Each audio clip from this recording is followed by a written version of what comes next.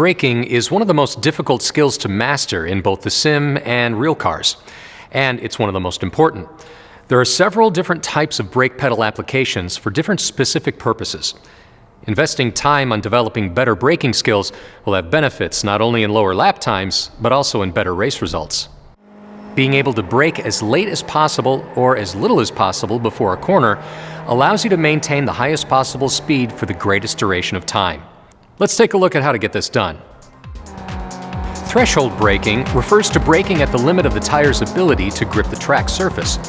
This means the driver can brake very late at the end of a long straightaway.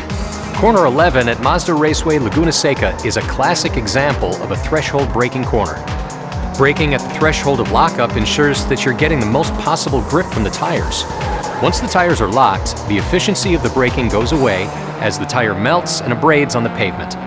By keeping the tire rolling just slightly slower than the car is traveling, the maximum grip is developed at the contact patch. Of course, not all braking situations require threshold braking.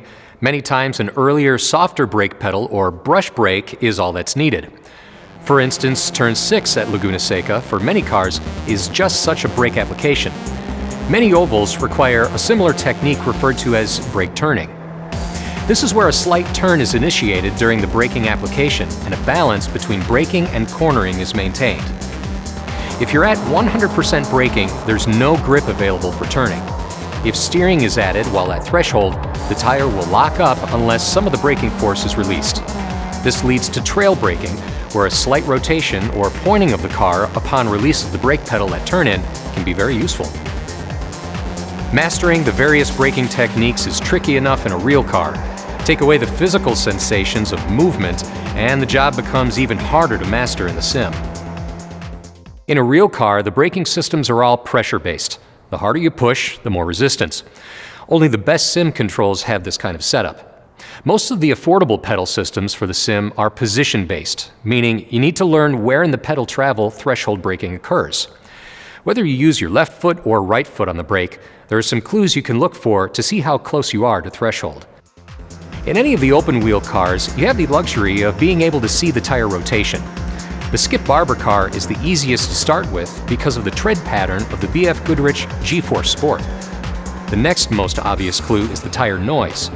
There are subtle differences in the way the tires make noise as they get closer to the threshold. Each kind of tire will have a different sound, and headphones might be a better way than speakers to hear the differences.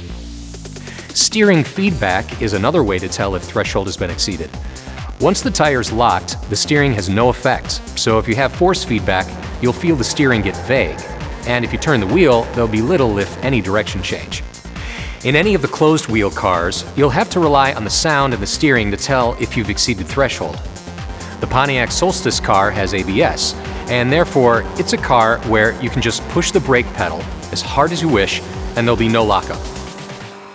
In part 2 of this braking exercise, we'll discuss the concepts of brake bias, braking points, as well as some exercises you can do in practice to master these techniques. Be sure to take a look at part 2 of the iRacing Driving School braking exercise.